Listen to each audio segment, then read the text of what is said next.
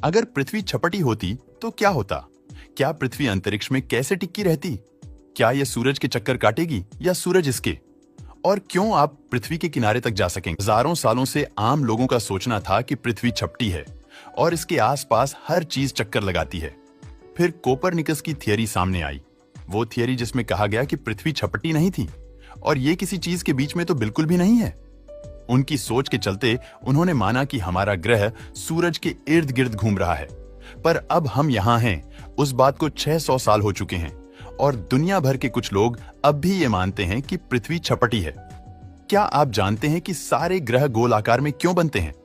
एक शब्द ग्रेविटी यानी गुरुत्वाकर्षण ग्रेविटी ही है जो हर तरफ से मैटर को खींचकर एक साथ लाती है और ये मैटर एक गोले का आकार लेता है। लेकिन पृथ्वी को गोल ना समझने वालों का सोचना है कि ग्रेविटी जैसी कोई चीज नहीं होती। मुझे आपको यह बताने की जरूरत नहीं है कि आप हमेशा रफ्तार बढ़ाते नहीं रह सकते। अगर पृथ्वी छपटी होगी तो ग्रेविटी अजीब होगी, क्योंकि चपटी पृथ्वी की ग्रेविटी का केंद्र पृथ्वी के बीचों बीच होगा और इसके आसपास मौजूद हर चीज इस बिंदु की तरफ खींच रही होगी और आप केंद्र से जितना दूर जाएंगे ये खिंचाव उतना ही तेज होता जाएगा। एक वक्त पर यह आपको नीचे की ओर खींचने लगेगा तो आपको चढ़ाई शुरू करनी होगी। यही वो वजह होगी कि क्यों आप एक चपटी पृथ्वी के किनारे तक नहीं जा सकेंगे। वहां ग्रेविटी इतनी तेज होगी कि वहां जाना आपके लिए नामुमकिन होगा।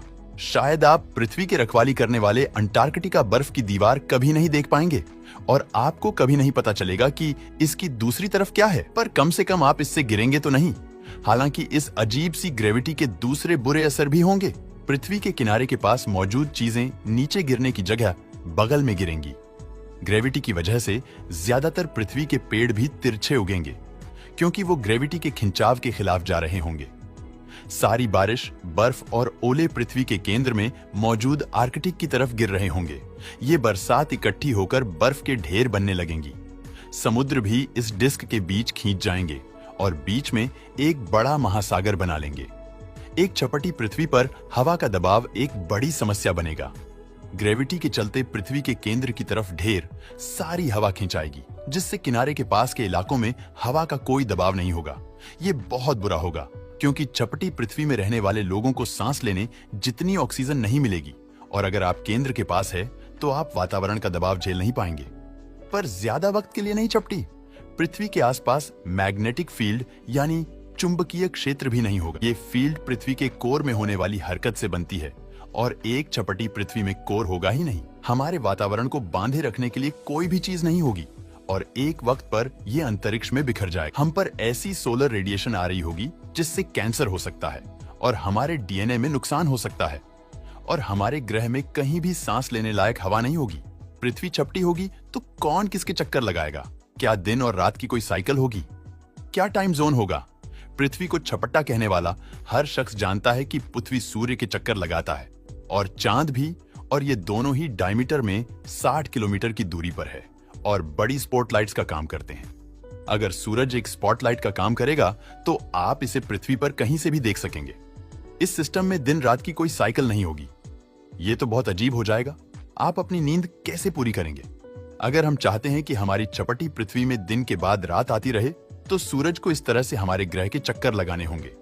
जब सूरज ऊपर होगा तो पूरे पृथ्वी को दिन का अनुभव होगा और जब सूरज नीचे जाएगा तो पृथ्वी में रात होगी। ना कोई टाइम जोन होगा और ना ही मौसम होगा। आप खुशकिस्मत होंगे।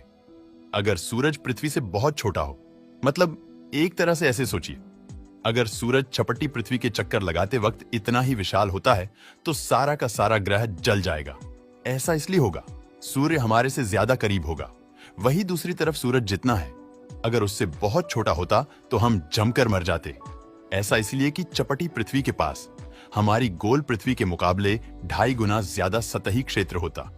हमें सूरज से मिलने वाली आम ऊर्जा का केवल 1/3 हिस्सा मिलता। ये एक छपटी पृथ्वी पर जीवन होने के लिए काफी नहीं है और इसके बारे में तो हमने अब तक बात ही नहीं की। चंद्र ग्रहण पृथ्वी को छपटा कहने वालों का मानना है कि इसके पीछे किसी तरह की चांद विरोधी चीज जिम्मेदार है। हमारी गोल पृथ्वी पर चंद्र ग्रहण तब होते हैं जब पृथ्वी सूरज और चांद के बीच एक कतार में आ जाती है। अगर चपटी पृथ्वी के साथ भी ऐसा ही होता है तो ग्रहण कुछ ऐसे नजर आएंगे और इसके लिए भी एक तरह की खास रेखा की जरूरत होती। बदकिस्मती से पृथ्वी को छपट्टा कहने वालों समेत दूसरे कई लोग एक वैचारिक मतभेद में जी रहे हैं। दोस्तों, अब आपको पता चल गया होगा कि पृथ्वी छपट्टी होती तो क्या क्या हो सकता था।